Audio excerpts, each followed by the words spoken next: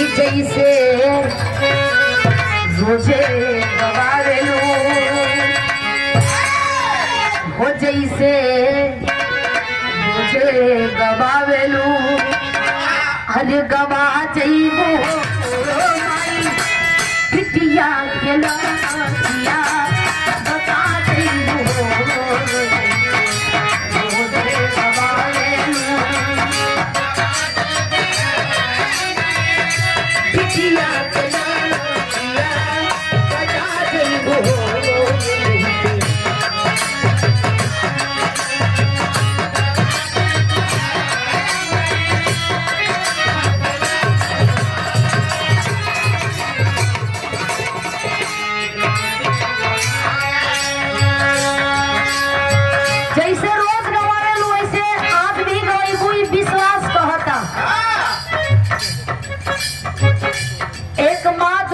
सबसे बड़ी योद्धा होती है। बेटा बेटी जन्मावे खातिर के अपने सुंदरता के त्याग देवेली। एक पिता रात दिन मेहनत मजदूरी करके किसानी करके अपने बेटवा बेटियन के हर ख्वाहिश हर सपना के पूरा करेलन। माई बाबू से बढ़ के दुनिया में कोई सरोपरि ना बा। कहना बगा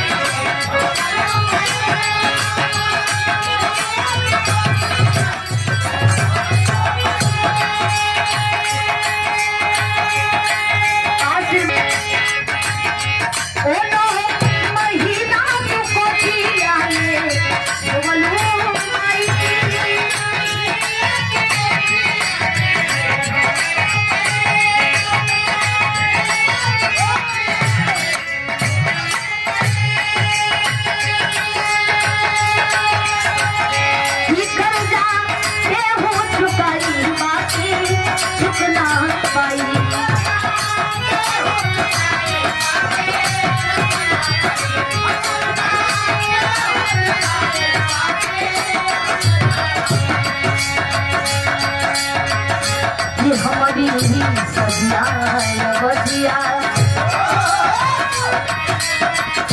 वो हमारी सदिया बजिया सदा जइबो माई पिटिया के लतिया सदा जइबो सदिया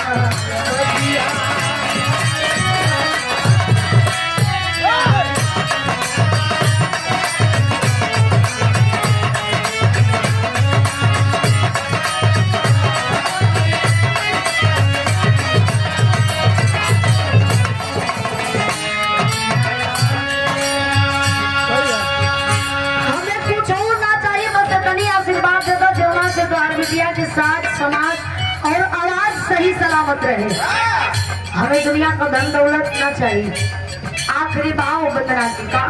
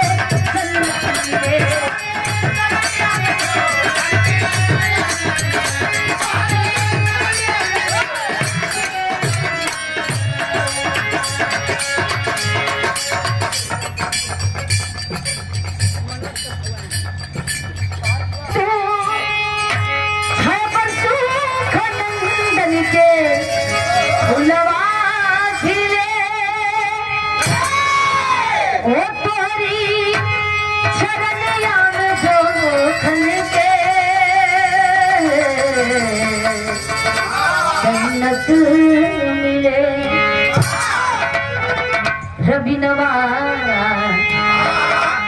गाई बजाई कुछ सिखा जइबो